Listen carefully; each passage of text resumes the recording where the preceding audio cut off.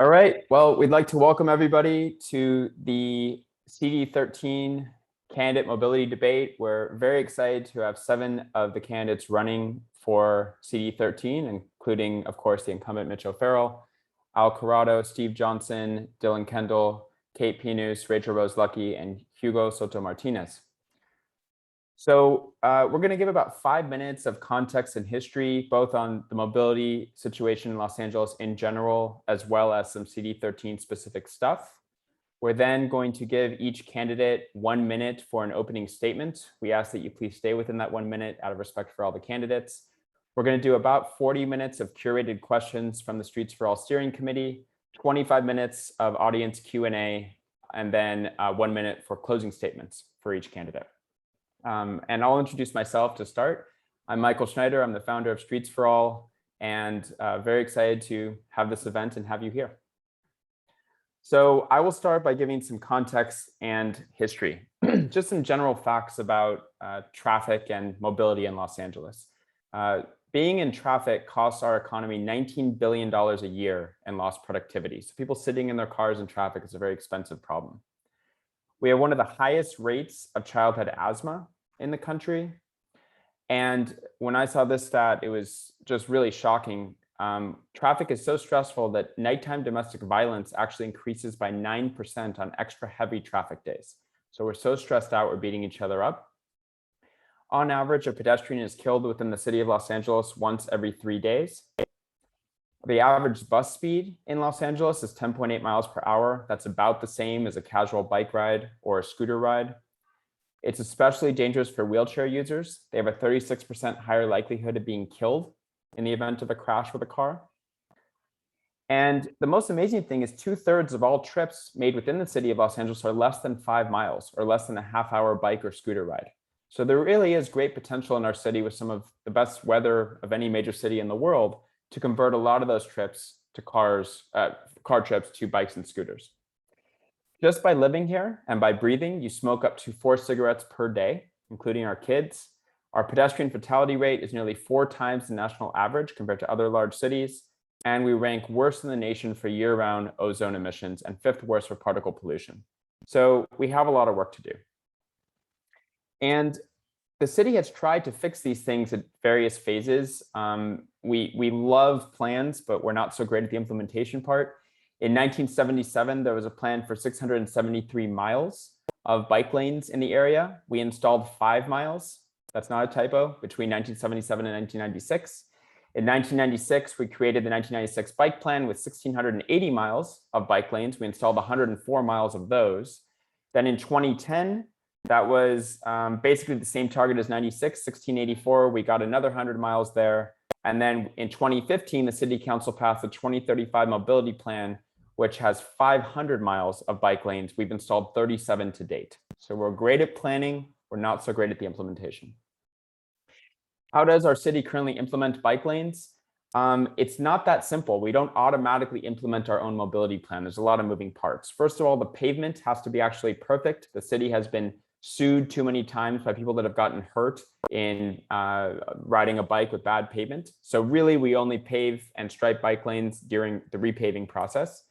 The council office has to raise their hand and kind of be interested in the project. Again, LADOT doesn't just automatically stripe our planned bike lanes. Then the council office sets an arbitrary bar on outreach. Every council office is different. If the council member is very excited by a particular project or by progressive mobility in general, that bar might be lower.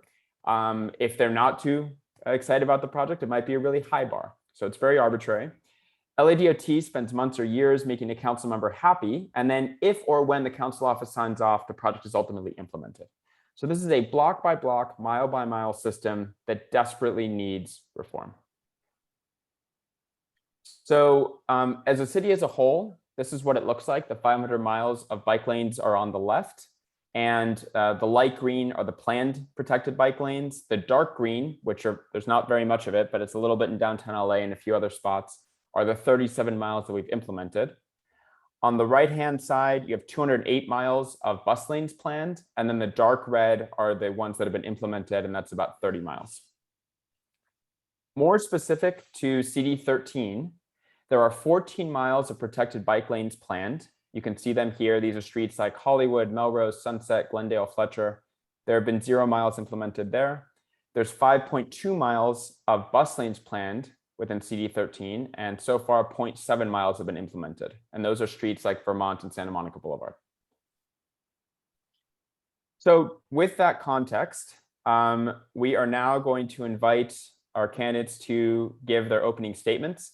The way this is going to work is the candidate names are on the bottom there, and we're just going to do a round robin. So Albert is going to go ahead and kick this off, followed by Steve, Dylan, Mitch, etc. And then for the first question, Steve will go first, followed by Dylan, Mitch, and we'll just keep doing that as we go around. So we're going to use the timer here for your opening statements. Again, please try to keep it within the 1 minute. We really appreciate it. We have a lot of candidates and a lot of questions. So I'm going to turn it over to Al to kick us off.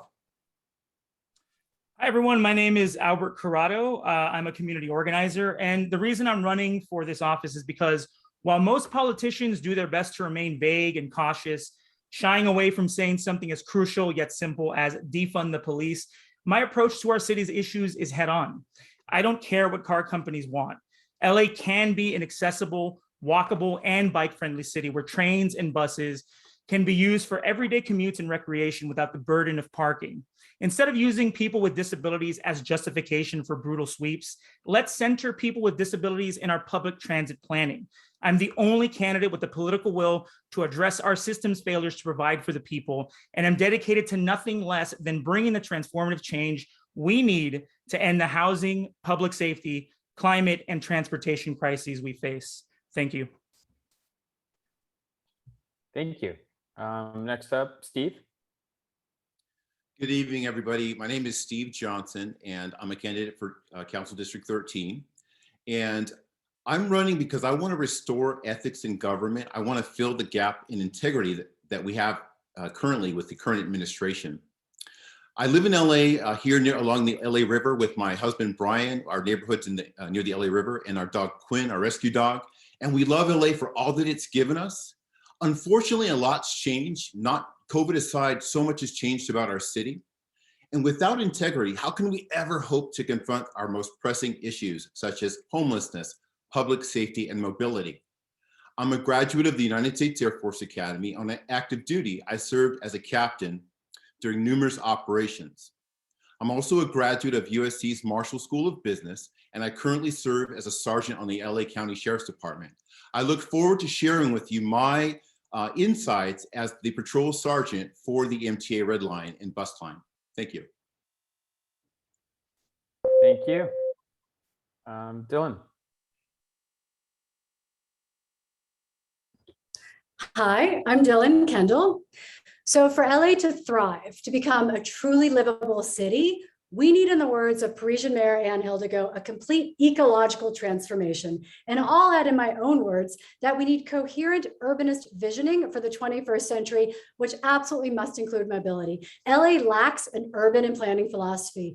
I believe in social infrastructure. I believe in cities where people live, socialize, and move themselves around together. This is my 21st century urbanist philosophy for LA because it creates a better, safer city with a higher quality of life and lower carbon footprint. And we get there by breaking through departmental silos. Our history with transportation in LA is painful. Planning is slow and at the whim of council, which is reactive and avoidant. My urbanist philosophy starts with our streets because our streets are the veins through which our city's lifeblood pumps. And to continue the metaphor, our veins are congested. I would start with a 15-minute neighborhood model and expand out, working with designers, landscape, and the community to guide smart development in CD13. Thank you. Thanks, Dylan. Mitch.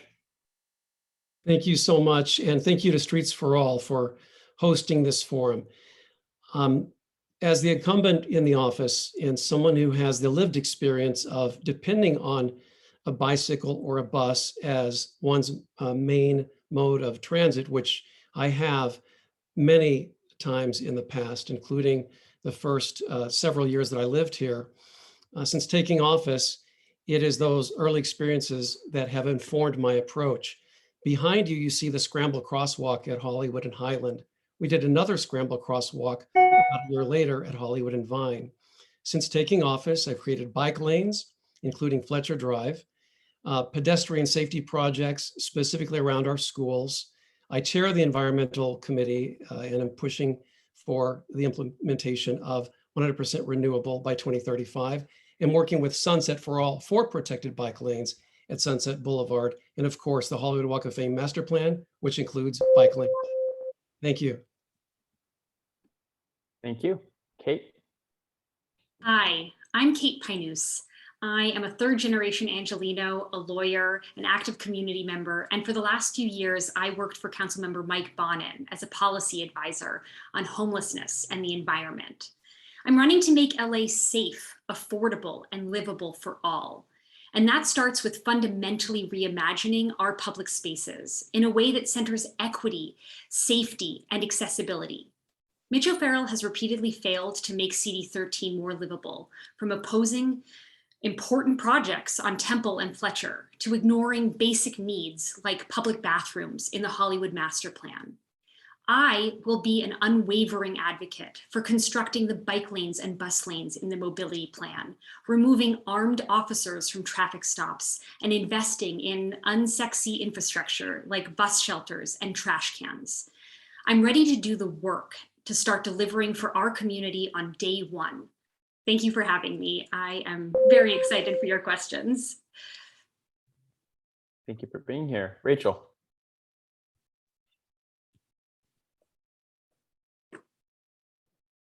Good evening, everyone.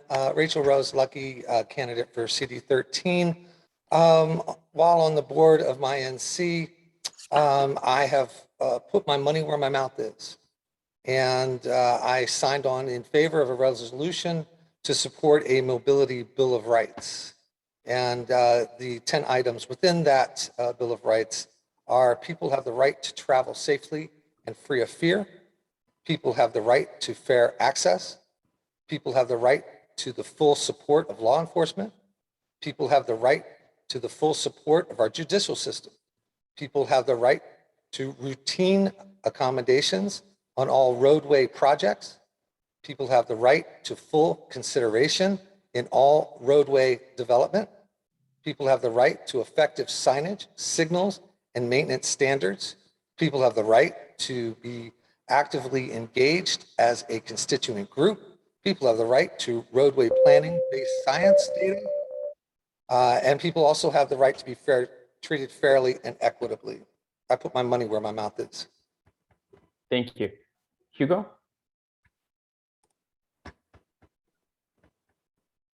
Thank you very much for having me. My name is Hugo Soto-Martinez. I've organized for the last 15 years at Unite Here Local 11 with mostly immigrant women in the hotel industry to win higher wages, family health care, and respect on the job. When I organize service workers, they tell me it takes them 1.5 hours just to get to work, one way. I want to make things better for them and the other essential workers, mostly Black and brown Angelinos, who depend on transit to survive. I want to make LA's bus system the best and most equitable in the country. We need buses to be more frequent, have more and better shelters, and real-time updates. We already have plans to improve transit and save our planet, but they're not being implemented because of political reasons, specifically fear of our district's most conservative elements. We're the most progressive district in the city. It's time we start acting like it.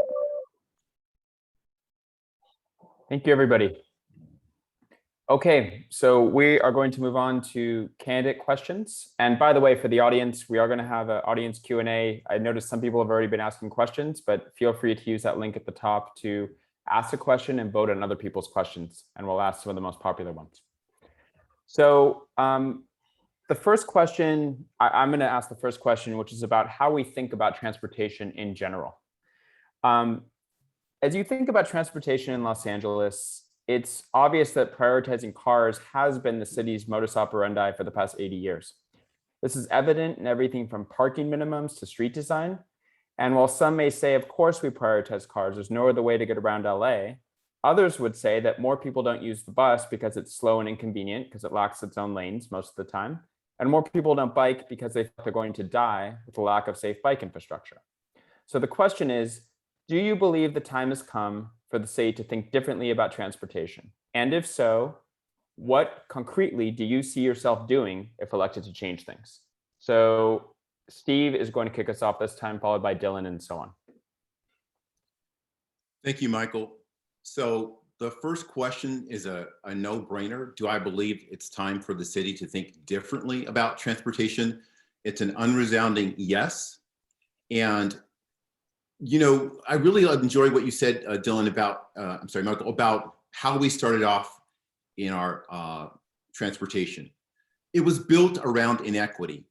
Freeways were built through predominantly Black and brown neighborhoods of color, which were displaced and separated. So absolutely, it's time. We need more bike lanes. We need protected bike lanes. And we actually need more safety on our mass transit. This, you know, I told you I was going to talk a lot about actually having feet on the ground experience in transit as a police sergeant. The number one reason why people don't ride is because of their fear of their safety. And I'm not talking about accidents, crimes such as robbery, assault, things like that. Thank you very much. Thank you. Dylan? I think it's not only time for Los Angeles to think differently about transportation, but it's time for the world to think differently about transportation. And we have certainly seen evidence that Europe is already leading the way in this movement. And the fact that Los Angeles, which has probably the most accommodating weather in the world internationally to support different modalities of transportation, is shameful. And the fact that we're now in 2021, barely beginning to scratch the surface, to your point, Michael, about all these plans, which we keep writing, but we never manage to successfully implement, says loads about our failure to actually do anything in this city to activate around what community wants. We have seen that there will always be challenges in changing behavior, right? We're trying to make the buses safer for existing users and convert non-users to bus riders. These are all hard things to do. But what our city continues to do, instead of actually doing that work and maybe angering a few people, is they avoid. And that's where we are. I mean, we know that time and again, the community has risen and said, we will ride bikes, invest in infrastructure. And yet we don't do it because the loudest voices always win. That's a problem. Thank you. Mitch? This is about taking action and not just letting a plan sit on a shelf. And that's exactly what I've done. I've always thought differently about transportation. Since before I took office, when there was an outdated way of thinking that it was just about moving traffic as expeditiously as possible. Well, that's the expense of making communities safer and more livable. So I've worked hand in hand with numerous groups on numerous projects.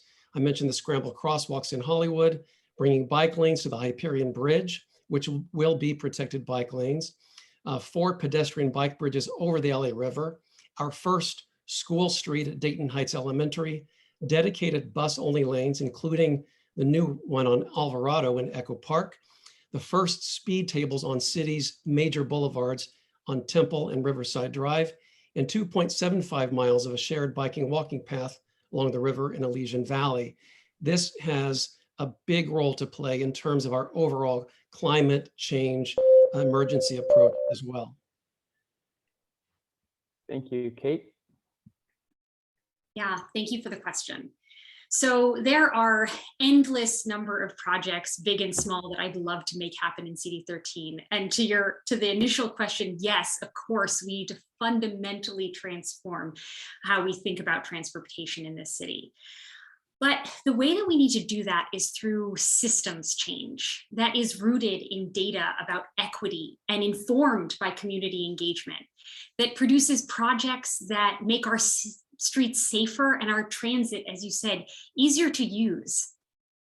And that involves systems that prioritize long-term planning over short-term fixes.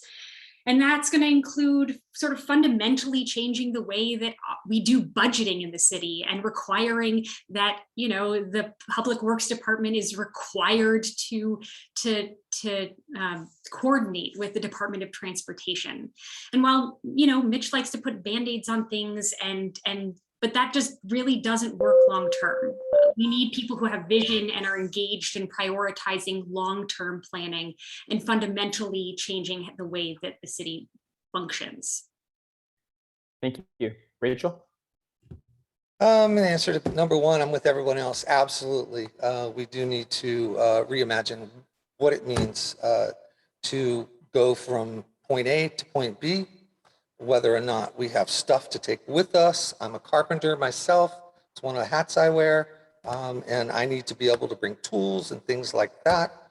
So we need to have a complete streets approach to transportation. Dedicated bus lanes, absolutely, up and down all of the major thoroughfares, and crosstown as well. Dedicated bike lanes.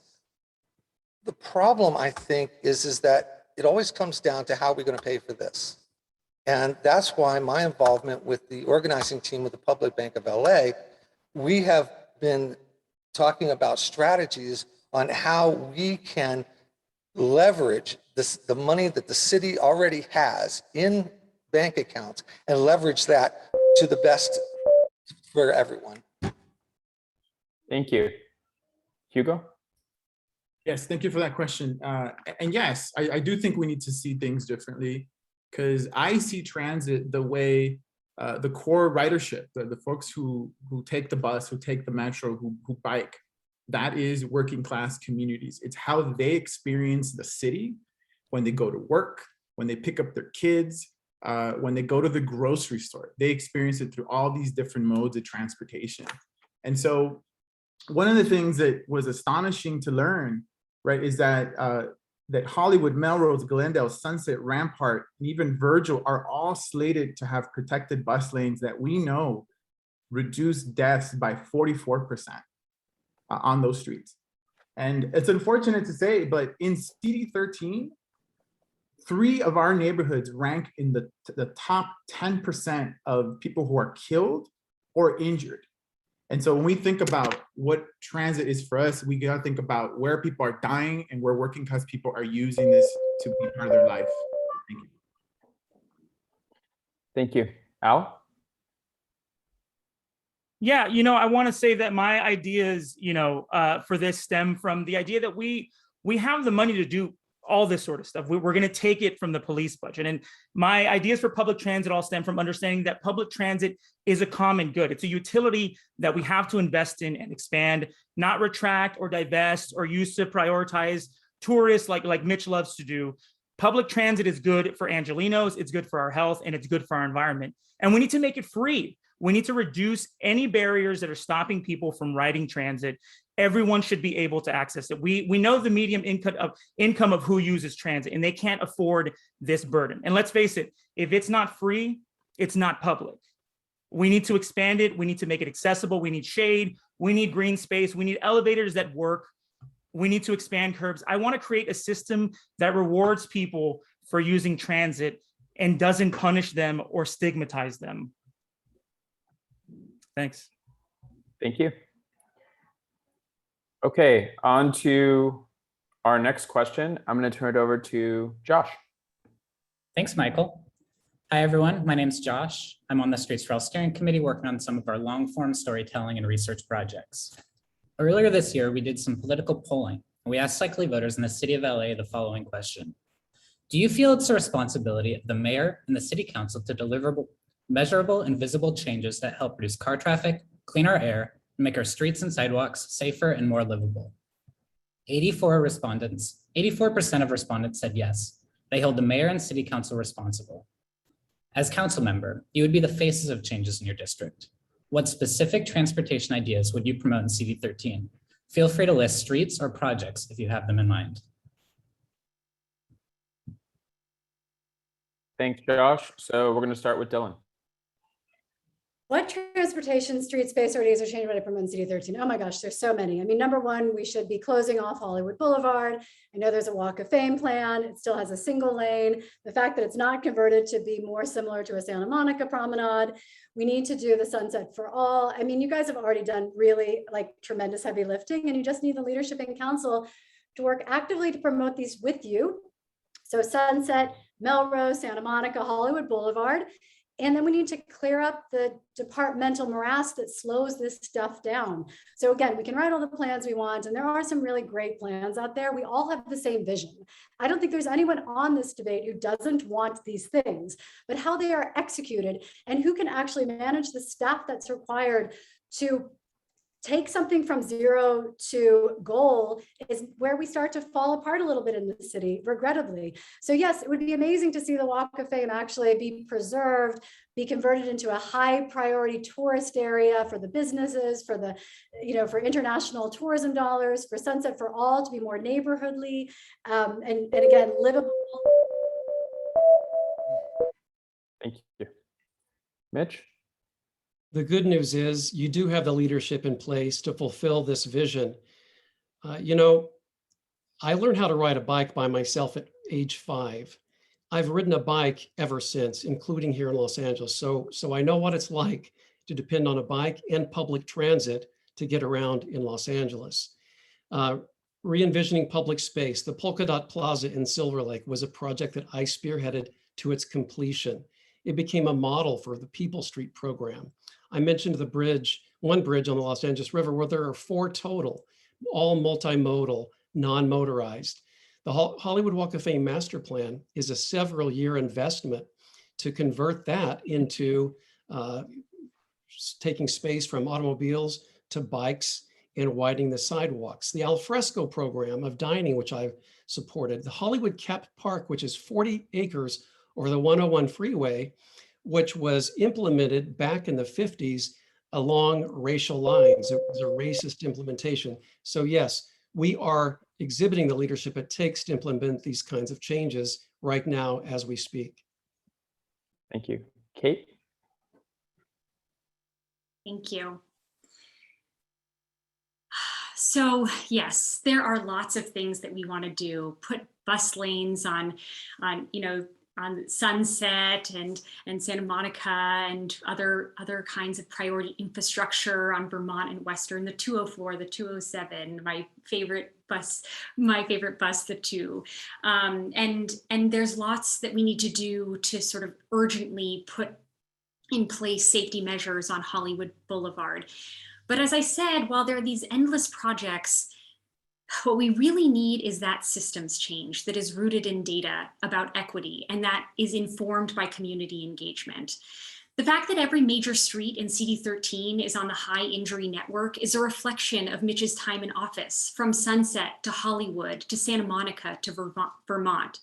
We need to approach each of these streets as an opportunity to fix long-standing safety issues that address the root cause for Yeah, I would also like to revisit the data-driven safety projects that Mitch opposed on Temple and Fletcher. Thank you. Rachel?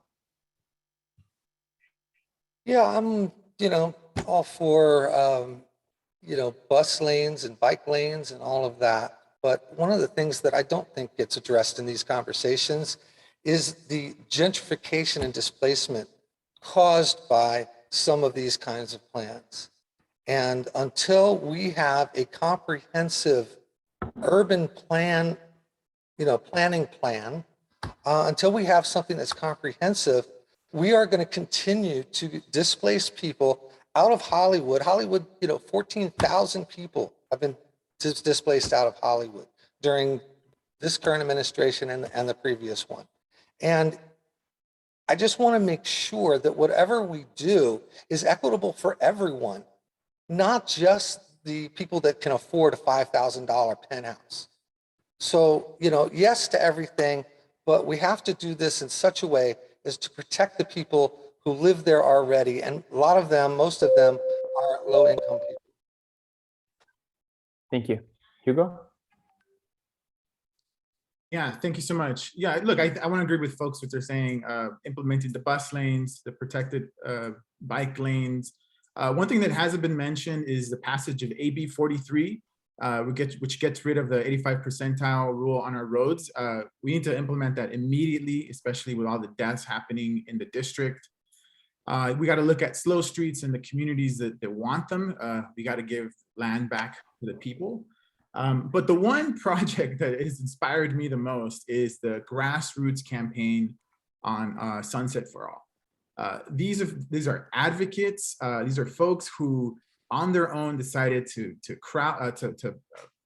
finance. They're doing community meetings. They're engaging businesses, engaging the folks who bike, who are on there. That is what we need in the city. It is these grassroots campaigns that I'm familiar with in Unite Here Local 11, because when we talk about implementing this, we need to build the power to do it, and they're doing it, and I would put all my weight behind that project. Thank you. Al?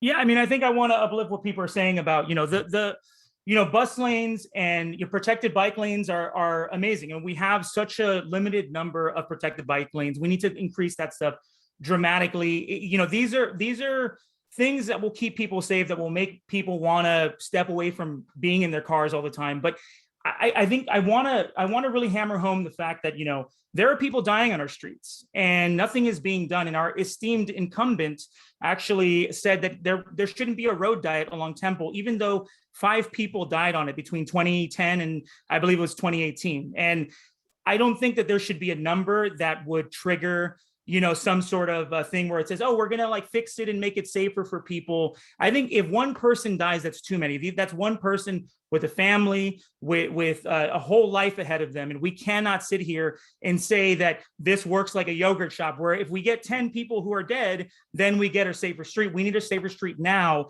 and it should never come at the expense of people's lives. Thank you. Steve? Yeah, so I echo a little bit of what others have said.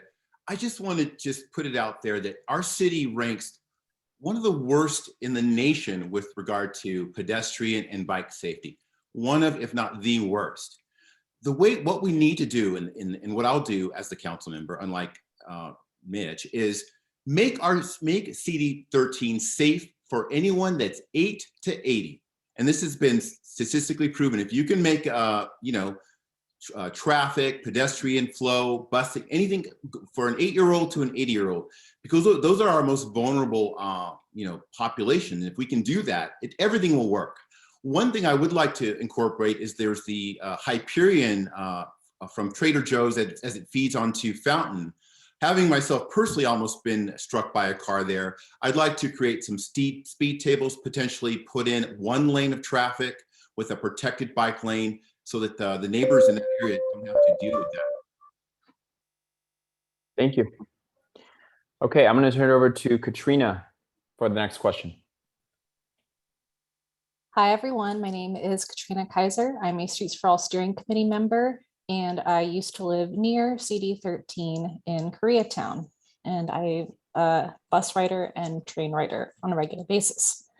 I'm here to ask the candidates about improving transit specifically. It's tough to be a transit rider in CD 13.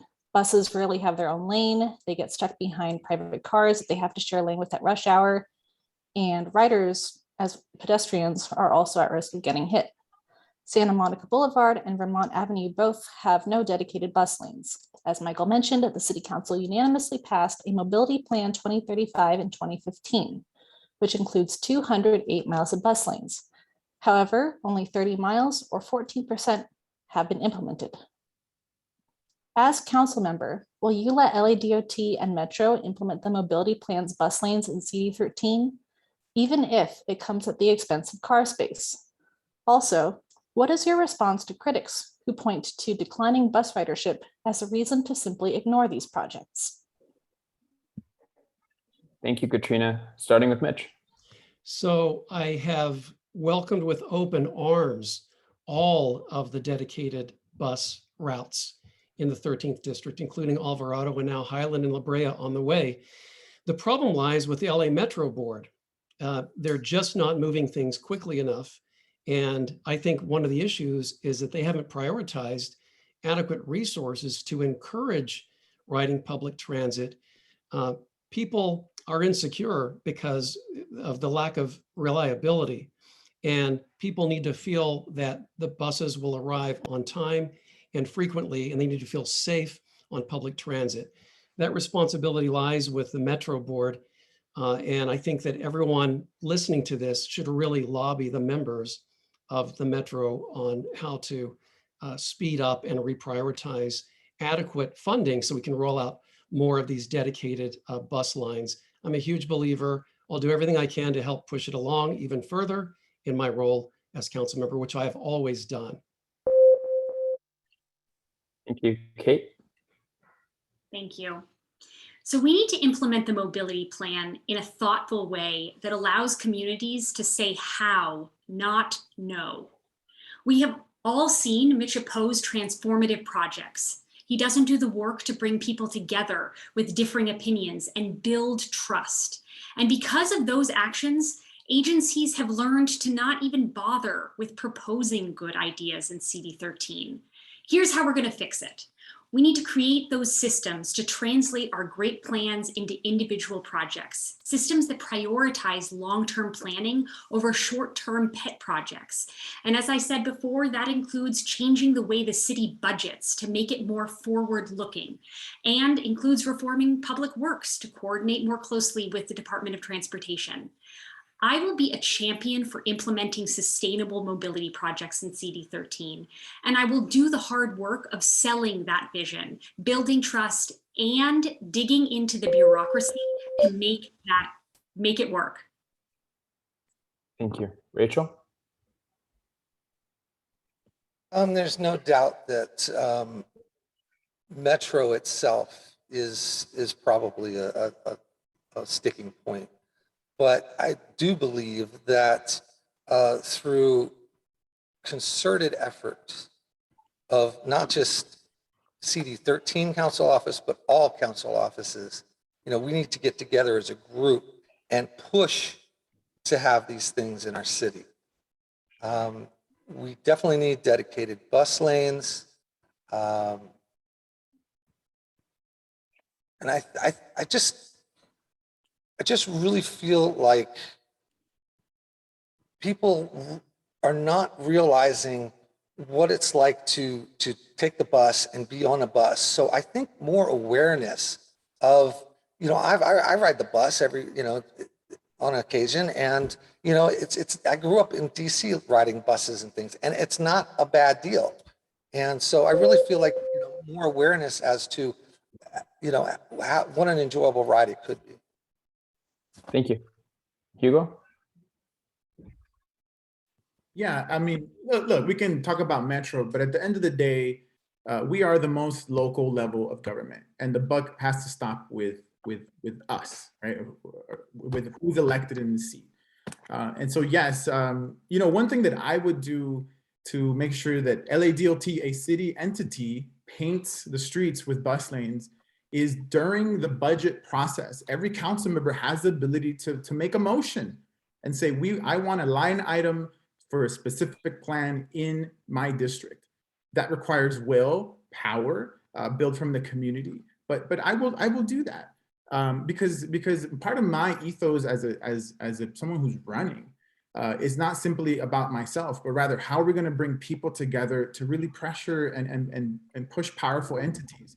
And so as an organizer, I've been doing for 15 years, I've beat corporations, I've gotten things for workers.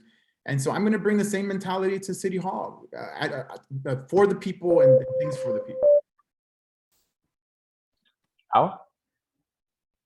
Yeah, I mean, I think listen, it's no secret here that I'm trying to, defund and abolish LAPD. And so when you get rid of a $3 billion problem, that sort of opens up a myriad of new things that you can do here with transit. I mean, right now our streets are hostile to children, the elderly, people with disabilities. We need to take that funding away from people who are squandering it, who are using it to kill our people. We need to make transit free, because right now there are cops going up and down the trains, intimidating people, harassing them, killing them. And if we get them off our trains, we are safer the very next day. We need to stop criminalizing poverty. If we do that, the impact and savings would be immediately felt in transit. And this is just, we right now we are under the thumb of the LAPD. And once we take their money, we can do so many things. It takes some will. It takes a little bit of, out of time. Sorry about that. Steve? Yeah, so just to kind of piggyback on what someone had said earlier. To say that MTA to lobby as a constituent to lobby MTA, I think is insulting.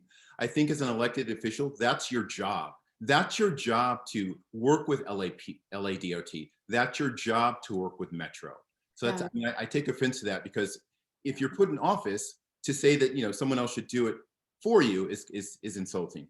The next thing I wanted to say is that our culture here in LA, we were made as a car culture, and it requires education. It requires changing the mindset of why we take a car. Why do we use cars? What's the health of a car economy, which we know, I mean, in our common sense, we know that,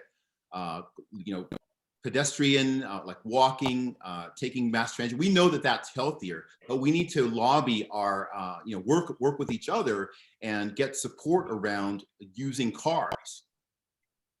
I'm sorry, I'm not using cars. Thank you. Dylan? So to answer the specific question that's been asked, yes, of course. I don't think there's one candidate in the debate that would answer this in any other way. Yes, we of course need to do all of the above, dedicated bus lanes, dedicated bike lanes, at the expense of cars. Because again, cities around the world are grappling with the same question. And when it will be challenging because you've got multiple touch points that need to be impacted. We have to change customer behavior. Who are riding the buses and why are they not riding the buses? What can we do better? We know we have safety concerns. The buses are not aesthetically inviting. We've got timing issues. So they're challenging for people who have to be someplace. They don't always connect where we need them to go. Number one, last mile, first mile. So we know that we've got multiple challenges that have to be straightened out with community support in order to create the kind of expansive change that needs to happen in our city. But so did Mayor Anne Hidalgo in Paris, and they hated her for shutting down the streets. They called her personal cell phone, and you know what? 2 years later, they love what she's done. Thank you. For our next question, I'm going to turn it over to Taranik. Hey everyone, I'm a Streets for All steering committee member. I ride the bike, I ride the bus, I ride an electric unicycle. I will ride anything that is not a car. So the question here is, riding a bike and scooter is dangerous in CD13. What we have today is a patchwork of unprotected bike lanes that are in the door zone of parked cars. Under Mayor Villaraigosa, the city aggressively implemented bike lanes wherever they fit without taking space away from cars. Unfortunately, this means the low-hanging fruit is gone and that any new bike lane in CD13 would have to reapportion car space. In 2015, City Council unanimously passed a 2035 mobility plan that we mentioned. The plan includes 500 miles of bike lanes, but only 37 have been built. In a recent example, the City Council voted to move forward on a complete streets project on Highland that ignores the mobility plan's bike lanes. Would you commit to implementing a safe network of physically protected bike lanes in CD13, including letting LADOT implement the mobility plan when opportunities arise? If so, how would you lead on this issue? And how would you deal with pushback from Angelenos who don't want to give up car space and never see themselves on a bike? Thank you. We're going to start with Kate on this one. Thank you. So yes, of course, I will commit to implementing a network of safe, physically protected bike lanes. Because if we want to get people out riding their bikes, they need to feel safe doing it. I just the other day was downtown and I was trying to get across downtown, and my friend Eric Bruin said, well, why don't you take a Metro bike share bike? And I did, and I went through downtown in those protected bike lanes, and I've never felt so safe biking in LA. And I was like, wow, I would do this every day if this were all over the place. So it is just a no-brainer.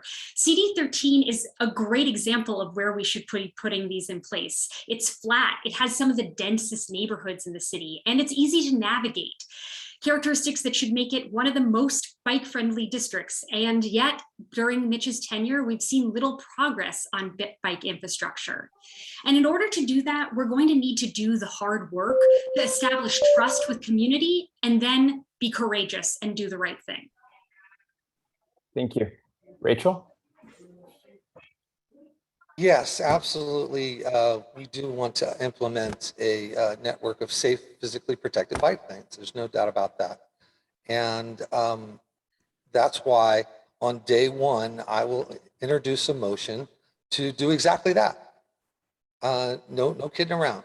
Boom, there's the motion. I think that what needs to happen is to bring together all of the agencies involved and sit down with a map and figure out exactly where this can be done, how much money it's going to cost, and how we can do this efficiently. And then we can then take it from there and actually make it happen.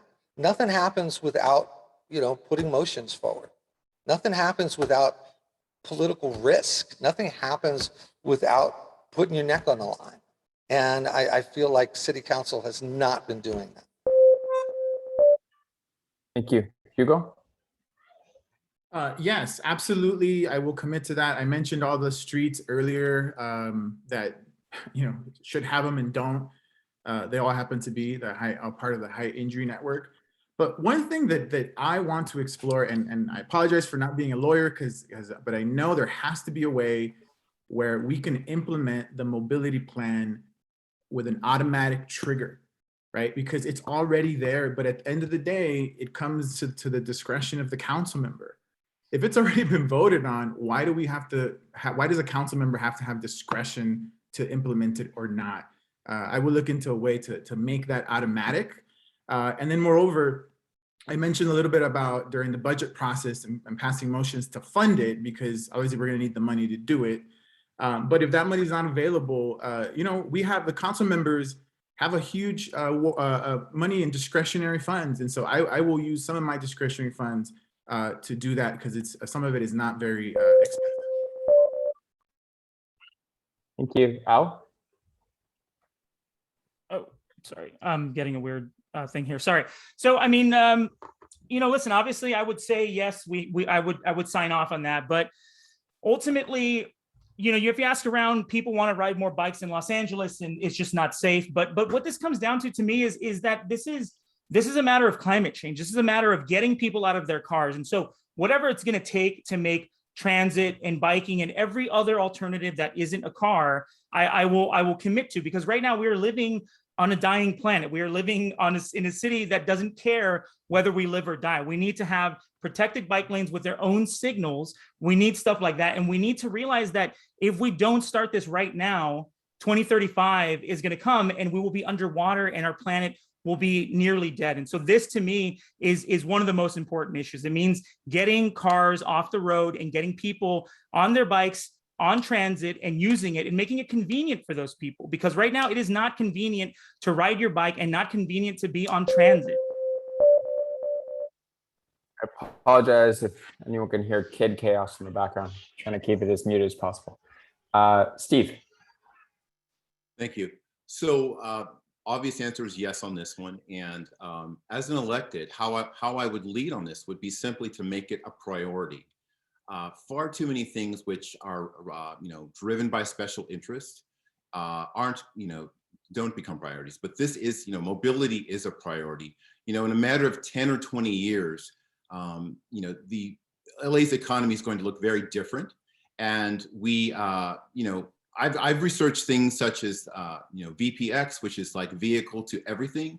So basically your car becomes almost like a cell phone. So in 10 or 20 years, as people that don't like being on bikes because of our culture, which is different than Europe, usually people under 35, you're going to see just naturally or organically a shift towards, more bike lanes, people riding bikes.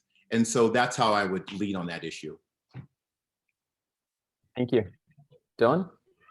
So first of all, I don't think that people in Los Angeles are any different from people in Europe. I think we're all kind of the same around the world, and we all want the same thing, which is livable, safe, social neighborhoods that promote community. We all want to get where we need to go, and we need to live in a neighborhood where we know our neighbors and we don't feel unsafe. We feel like we have community. So I don't know that I actually agree that we are different in that respect. The answer to this question is yes. It's a throwaway question, right? We all want more bike lanes. We want to pedestrianize our streets. We want to allow small businesses to thrive, because the people in the communities around small businesses shop there.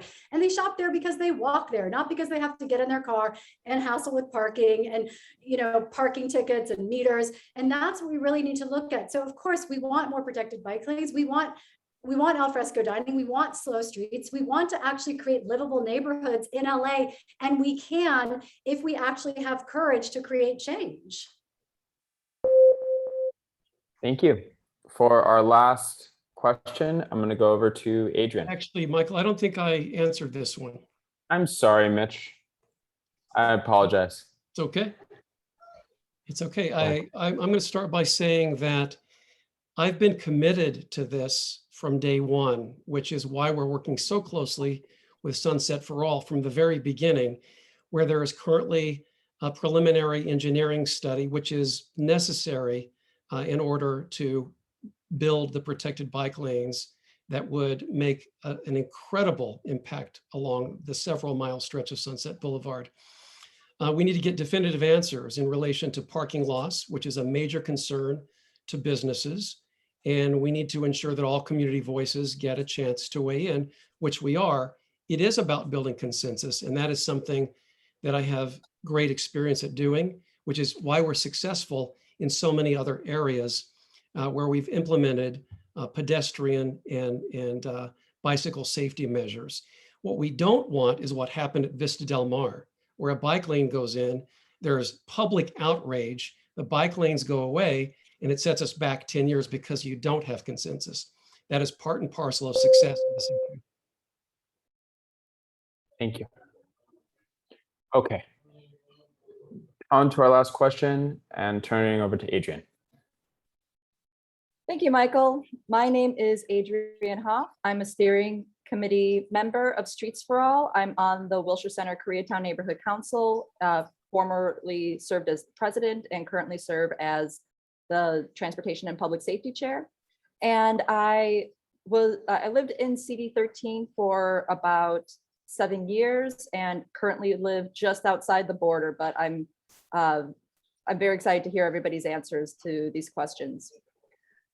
So the next question is about Heart of Hollywood. In 2018, the current council member announced the Heart of Hollywood initiative, which would make large investments in Hollywood's historic core. Under this initiative, Hollywood Boulevard would be reconfigured from Gower Street to La Brea Avenue to include bike lanes, additional street trees, pedestrian safety enhancements, and alfresco dining.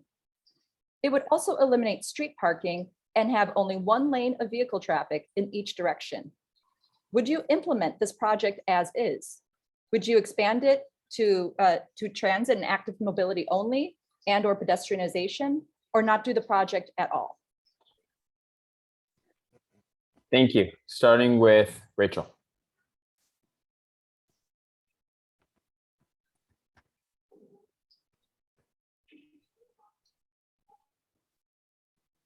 There I am.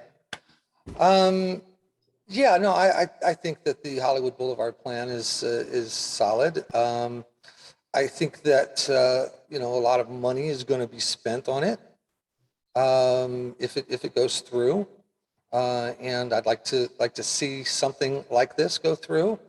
I would have to, once elected, have to take a closer look at all of the elements. But on the surface, it seems like something that is doable. But I think that what doesn't get talked about is places like Atwater Village and you know, the eastern part of our district. And I would really like to see, and I would like to implement safety precautions and mobility programs for those areas.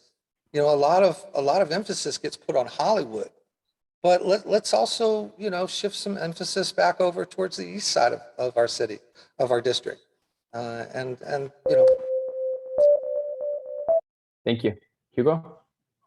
Yeah, thank you for this great question. You know, I've seen the plan. I would go over option 4, which fully pedestrianizes the entire street. But, you know, I know we've been talking a lot about transit, but we're talking also about the ownership of our public lands. And one thing that is not included in this plan that I would expand is the ability for folks to street vend in this district. It is currently one of the areas of the city that criminalizes people for street vending. Now, I know many of these street vendors and they face harassment by the police. They are ticketed, and because of their militancy and because they do this to provide for their family, they come back and they continue to vend despite these many obstacles. This plan does not include anything for the street vendors. And if it goes as is, it's only going to increase the banishment of people who have lived here for generations and are part of our culture. And I would make sure that the street vendors are protected in this plan. Thank you. Al? Yeah, I mean, I want to get into, I'll say that, this plan does some things right. I wouldn't implement it, fully, but it does prioritize creating space for pedestrians and cyclists over vehicles, which is good. It prioritizes planting trees and adding shade and other infrastructure that's going to allow people to further enjoy the space. But it's another example of who Mitch prioritizes. The Heart of Hollywood is going to invest residents' money into a space mostly catering to tourists and big businesses. It doesn't center any environmental or justice principles. It serves to gentrify the area for only some to enjoy. It wants to create Instagrammable moments.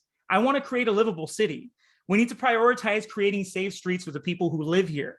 We don't need a Hollywood trolley. We need buses. Low-income and working communities deserve to have public space with cleaner air and fewer vehicle-related injuries and deaths. We know the current infrastructure of our city results in the Black community and low-income communities having more respiratory conditions like asthma. And the actual heart of Hollywood is its people, not a street with stars. Thank you. Steve?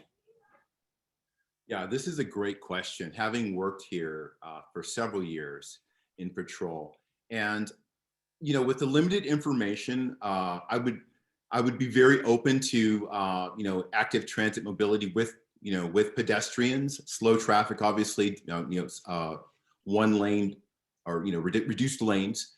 But the one thing that I did want to say is that this particular area, if a lot of you may not know this, but this is with regard to terrorism, it's one of the top 3 targets on the West Coast, Disneyland and the Port of LA being the others. So this is an area that's extreme. I mean, you can say what you will about policing, ticketing, whatever, but with regard to protecting particularly pedestrians, tourists, kids, the aspect of terrorism, threat interdiction would to me need to be really looked at. Thank you. Thank you. Dylan? So I believe the Eiffel Tower is probably also a high terrorism attraction for people, and it doesn't seem to prevent people from going to Paris. So listen, Hollywood, this is I love Hollywood. I started bartending in Hollywood in 1991 at Cahuenga and Selma, in one of the few bars in that area before it became the Disneyland approach to bar. Such mindless development in Hollywood has completely destroyed what is arguably the most famous neighborhood in the entire world.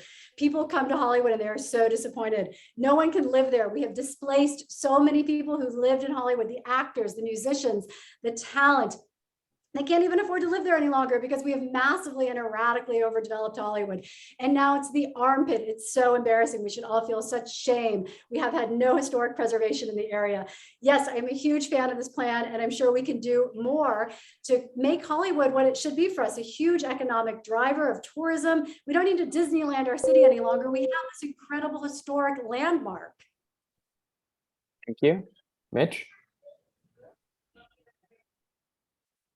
Well, I'm glad that everyone is such a fan of my Heart of Hollywood plan. I take that as a compliment.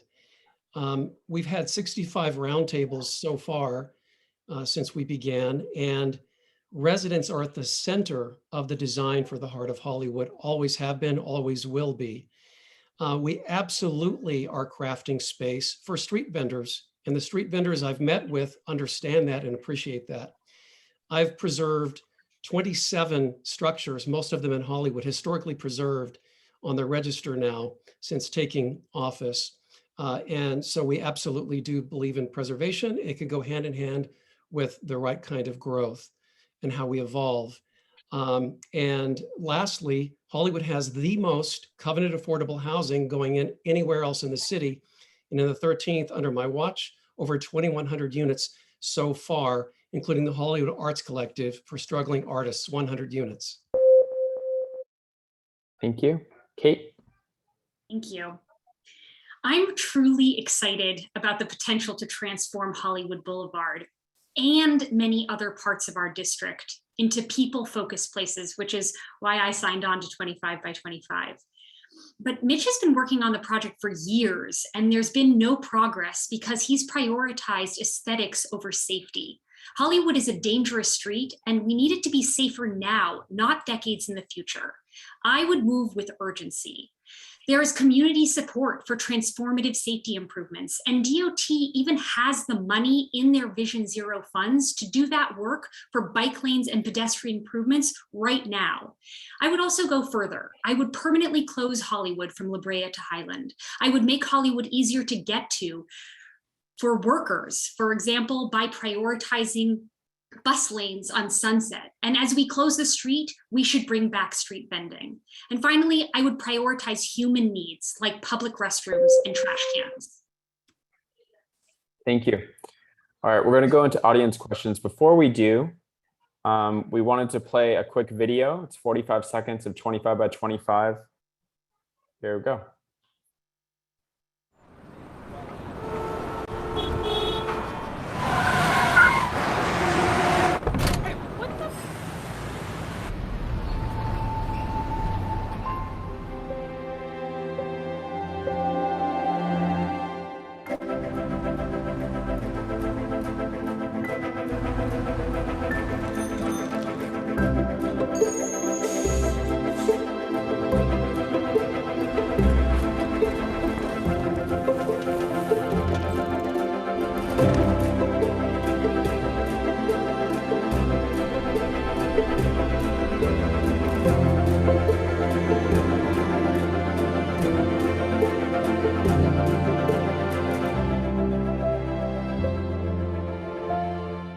So this is a campaign we launched about a month ago. It was inspired by New York City 25 by 25, where they got every single candidate running for mayor to sign on and commit to reallocating 25% of space back to people by 2025.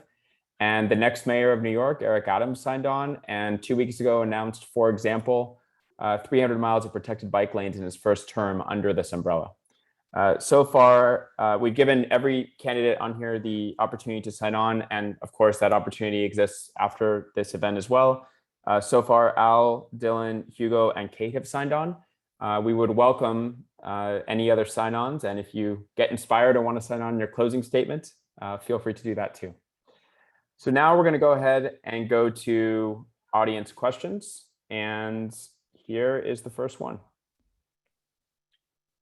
And sorry, I should have set some. So we are going to do 30-second answers just so we can get through more questions. I don't have a better system than putting the timer on my iPhone and holding it to the mic. So hopefully that works. And you know what? We also need to figure out the order. I apologize. 1 second.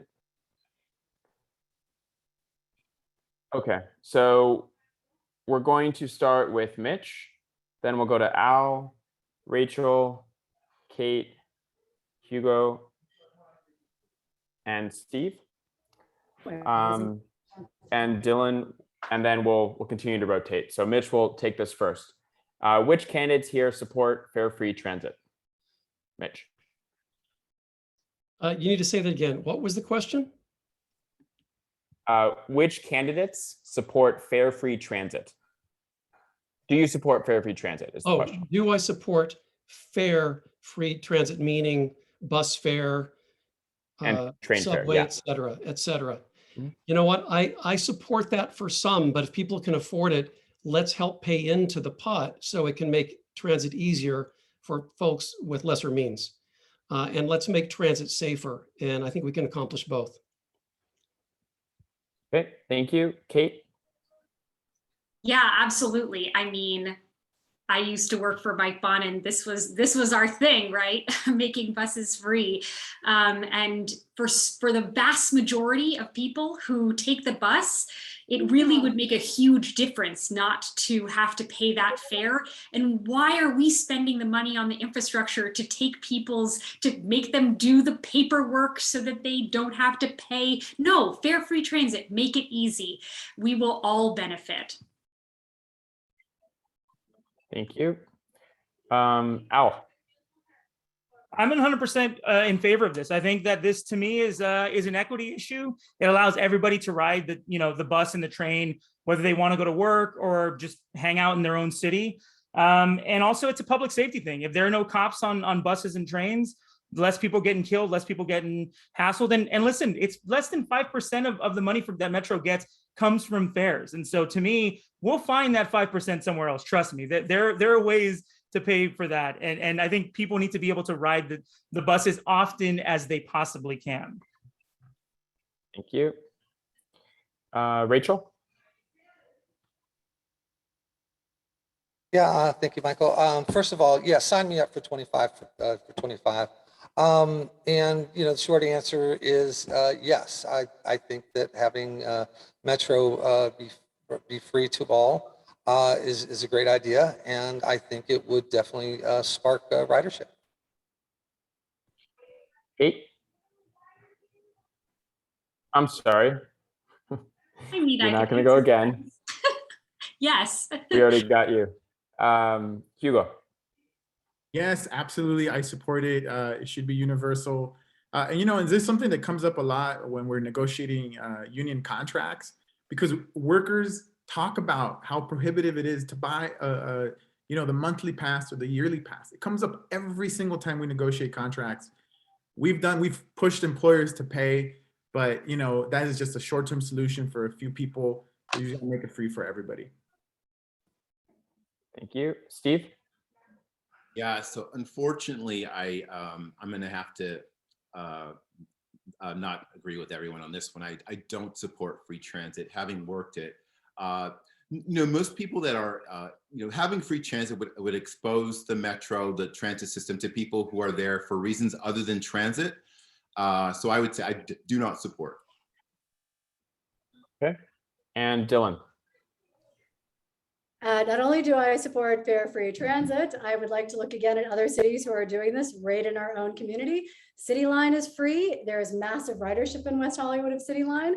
We have seen, like others have said, that fares can be prohibitive. They can be confusing. And we need to look not only at fare-free transit, but again, alternative models like LA Now and 5, vans, trams, yes, in conclusion, I'm struggling to think of other models right now, but yes, in conclusion. Thank you. Okay, next question. The question is, how do you think traffic enforcement should be conducted? And what do you know about the disproportionate targeting of people of color, especially Black cyclists, and how will they become safer under your policies? This one, we'll go ahead and start with Kate, followed by Al. Yeah, we absolutely need to take armed officers out of traffic enforcement.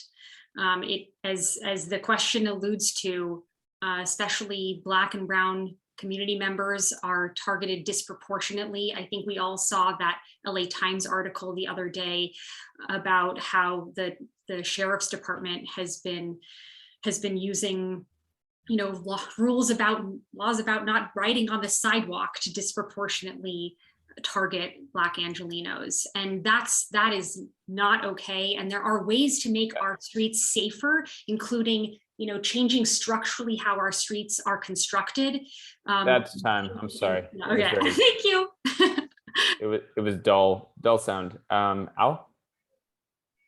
Yeah, I mean, I think that we have to think about the way that we are. I don't ever want to expand the police state. So to me, traffic enforcement is something that if you build out the infrastructure and reduce speed limits, you'll have less and less need for that sort of stuff. And I'm definitely, never going to support more cops pulling people over. And especially we're talking about Black cyclists and people of color. Let's think about Dejan Kazee, who was killed by the sheriff's department while being on his bike, and they made up some bogus story about he was breaking some sort of law or breaking some sort of vehicle code or something like that.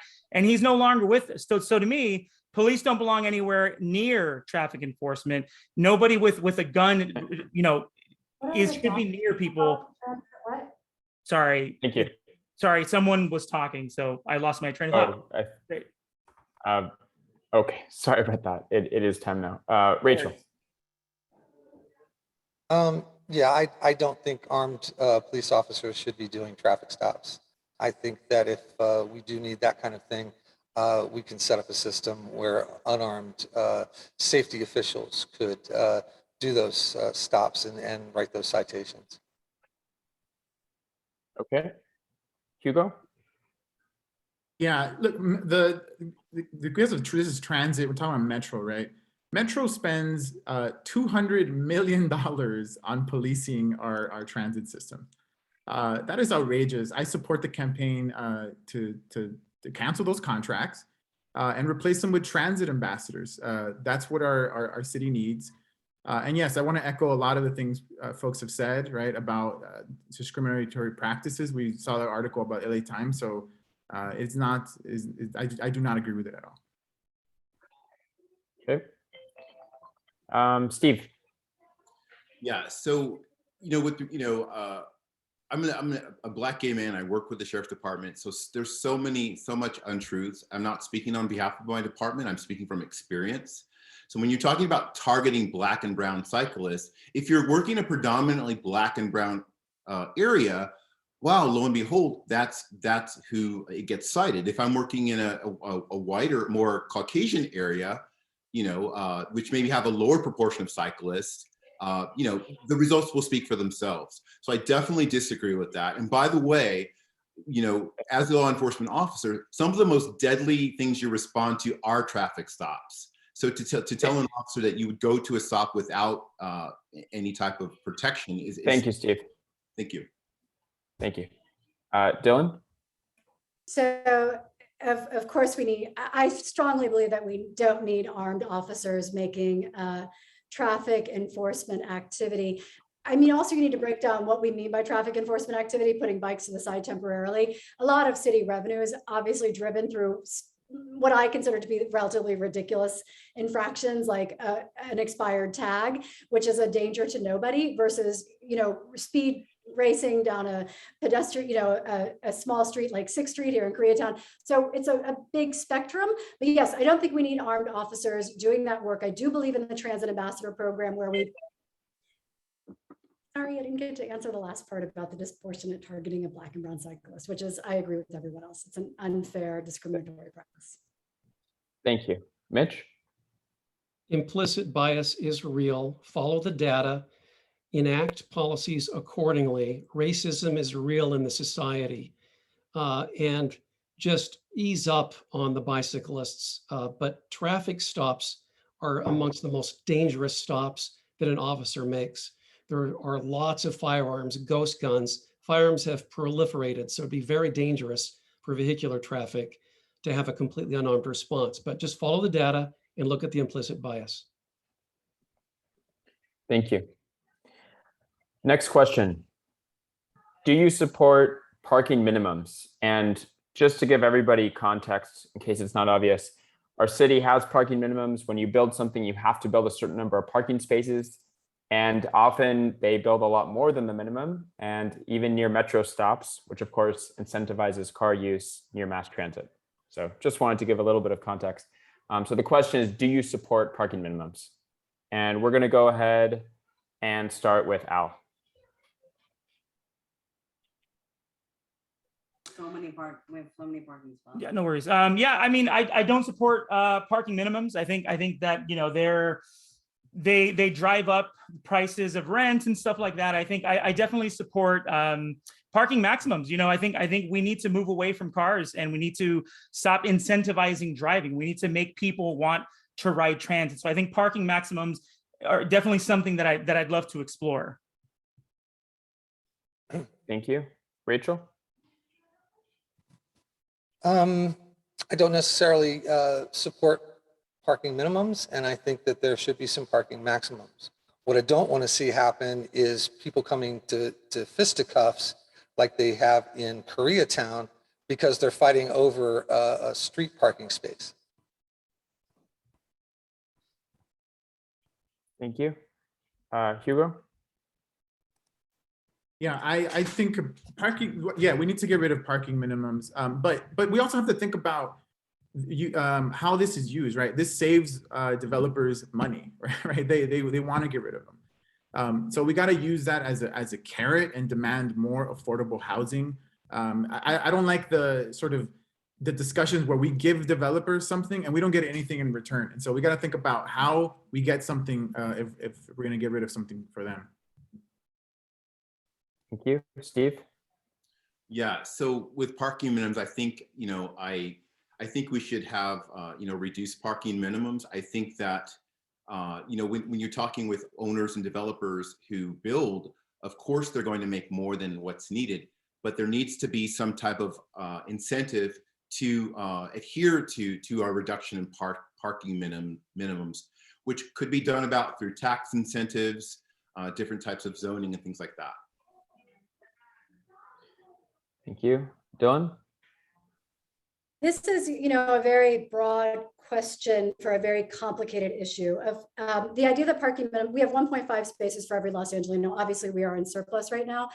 At the same time, we don't need to create disproportionate inability for people who do need their cars to survive. We have seen where we have gotten rid of parking minimums, we do increase the stock of affordable housing because it does make construction more feasible for developers when they don't have to develop parking. So it's a case by case. As a macro, yes, I support removing the parking minimum requirement for new housing and even going back and retroactively applying it to existing housing. But I would be remiss to say that I could unilaterally create a position right now without taking this case by case. Mitch? The way we've been able to get and build and produce the most covenant affordable housing anywhere else in the city of Los Angeles, in Hollywood, and beyond, is because we've leveraged parking minimums with the production of covenant affordable housing. That's exactly how you do it, and that's how I've been doing it for 8 years. At the moment, over 600 units of covenant affordable housing are under construction or in the hopper in Hollywood alone. And Kate? Yeah, so we definitely need to reduce these parking minimums. As everyone else has said, parking minimums drive up the cost of housing. But we have this amazing opportunity in CD13 because people in CD13 are nearly twice as likely as other parts of the city to not have a car. Just like me and my husband, we only have one car and the other person does public transit.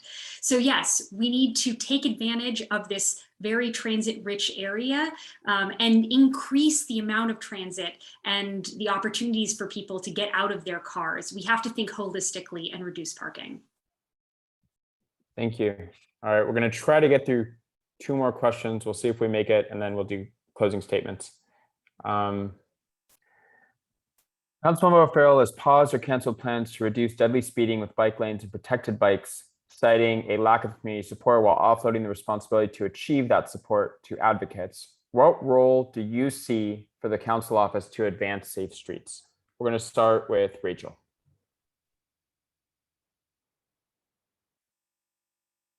I think the role of the council office is to bring stakeholders together and to come to terms as to what is the most viable plan that benefits the most amount of people.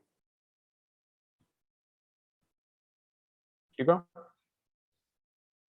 Yeah, I think, look, I talk a lot about my organizing background because it is literally the way I see the world. And so I will structure my office so that folks go and constantly do real community outreach, bring in volunteers, bring in the neighborhood council system. It's up to the council member's office, council member to do that and think that and push that.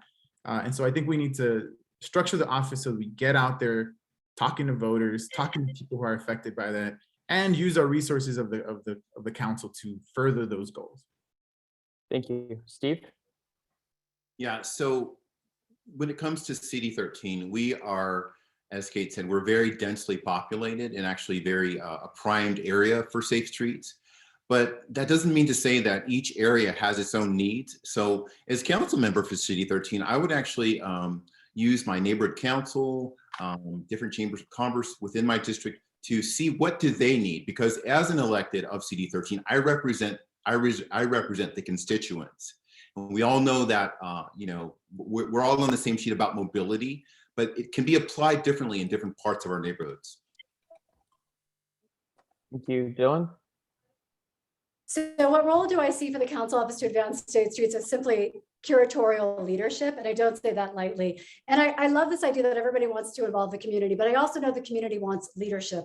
And I will go back again to what Mayor Hidalgo did in Paris when she decided to shut down the streets, and Paris went apeshit. They did. They called her personal cell phone. The neighboring mayors attacked her, and she persisted. She let it roll off her. And what happened 2 years later? Paris is again livable, walkable, bikeable, and people are thrilled.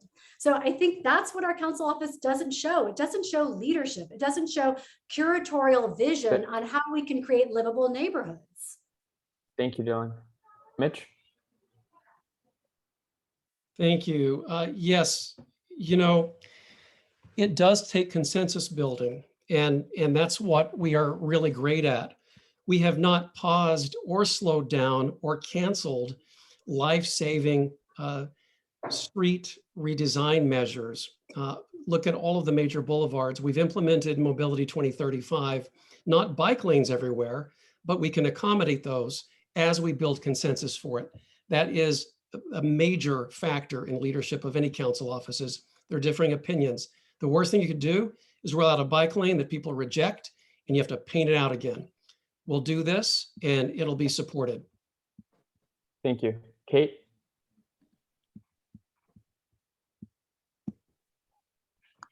There you go.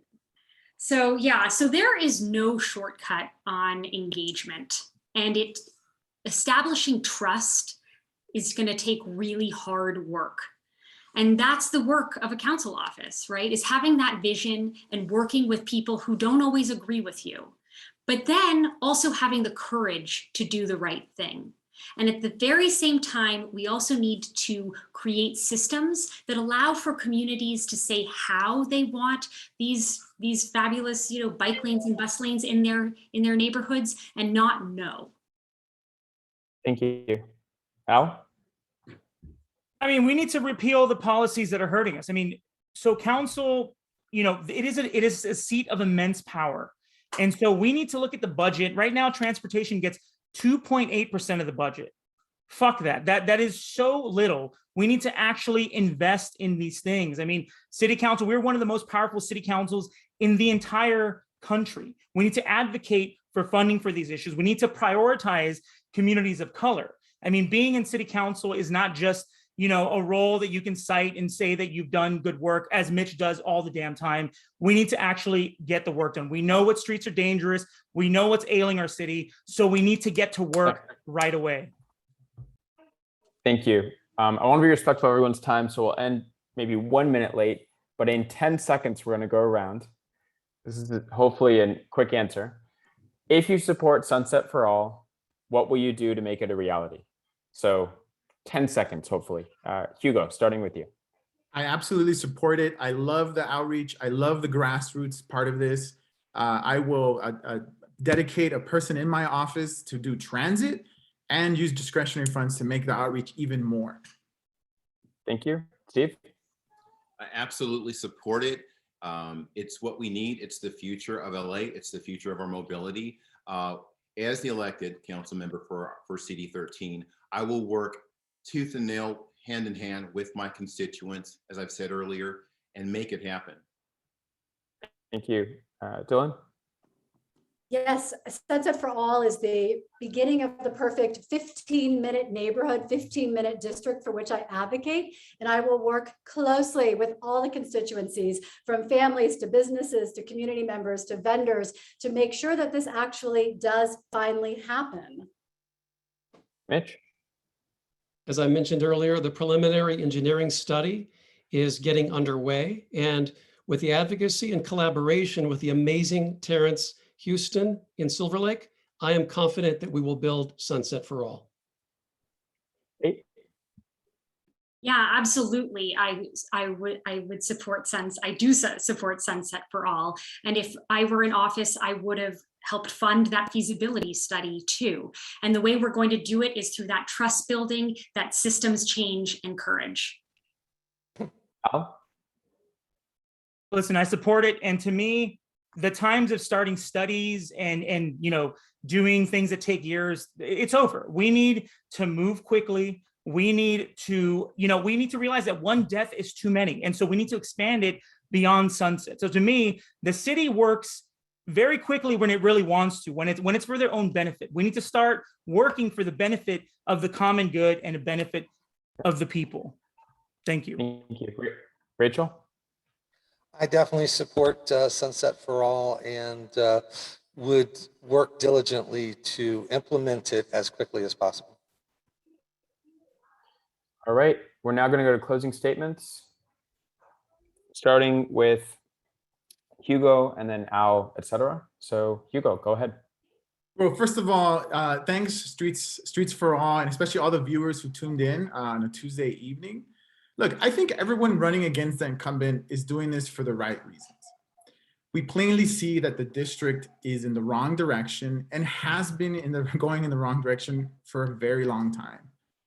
If we're going to address the major needs of our city, like transit, which is inextricably tied to the climate crisis, we need to have a sense of urgency. As I've mentioned before, working people need transit the most right now, but we also need it for our future. As climate change accelerates, the people who will be the most affected are workers, the unhoused, people of color, our youth, and the most vulnerable among us. And so thank you for your time, and I look forward to getting to know a lot of you in these transit circles. Thank you. Thank you. Al? I want to thank Streets for All for putting this together, putting this debate together. It's been really great. I'm glad to have gotten the opportunity to discuss my team's exciting vision for the future of LA's mobility and public transit. I mean, I just want to, I want to close with, I grew up in the San Fernando Valley, and to me, when the Red Line opened up, it allowed me to explore, the rest of the city, the rest of Los Angeles.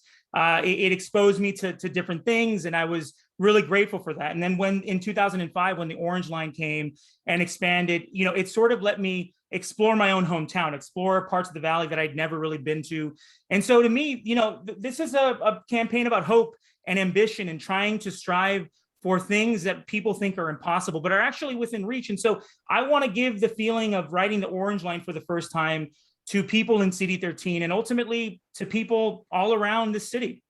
Thank you. Thank you. Steve? I had to unmute myself. So I just wanted to say thank you to Streets for All and all of the attendees here tonight. It's been my pleasure to debate and share my vision and my ideas for LA and CD13. I just wanted to say that I've spent 25 years of my life, both in the military and in law enforcement as a public servant. I'm not a career politician. And I think I will echo what Hugo said. We are all sick of career politicians. And it's time to get someone in office who cares, someone who's going to do the right thing from an integrity standpoint. Mobility, back to mobility, whether it's bike, train, bus, electric vehicle, it's the right thing to do. But our city's been so slow to adapt it.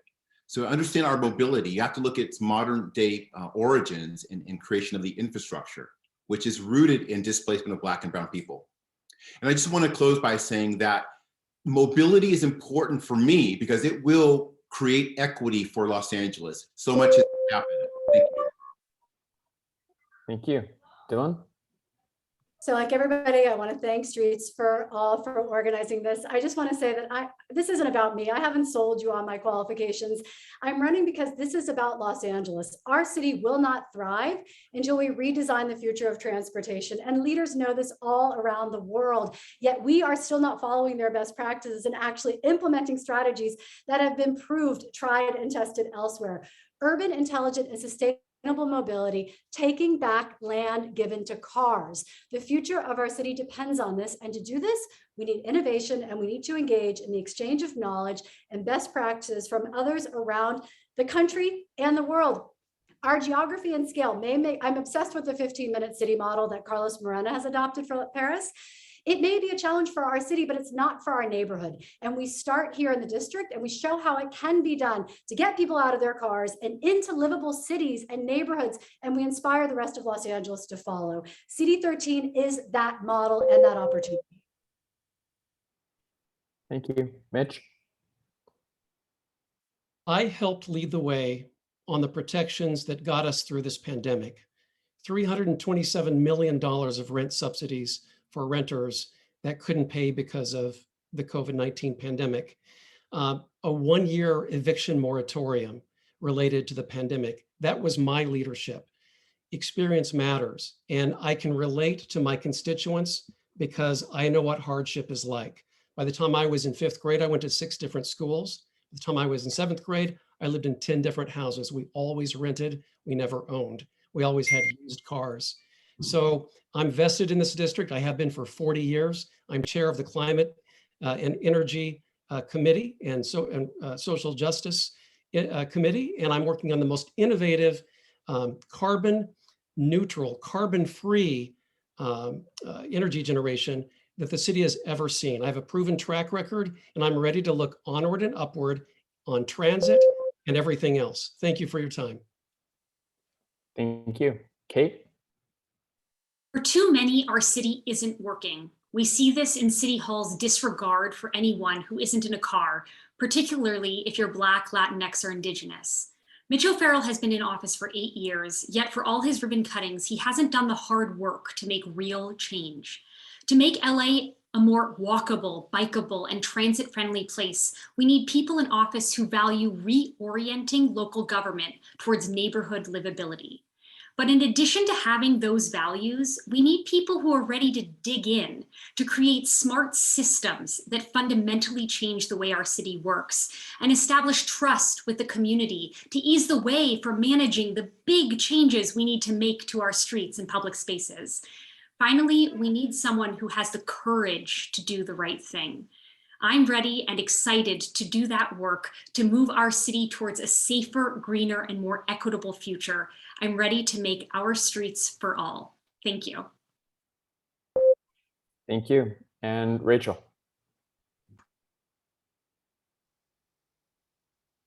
Okay, so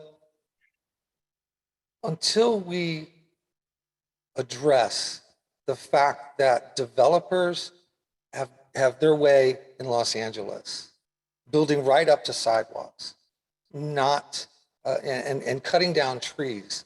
We went from 26% coverage to 19% tree coverage. We need to make our streets more livable to be outside. And that is what I would be pushing for if elected to LA City Council.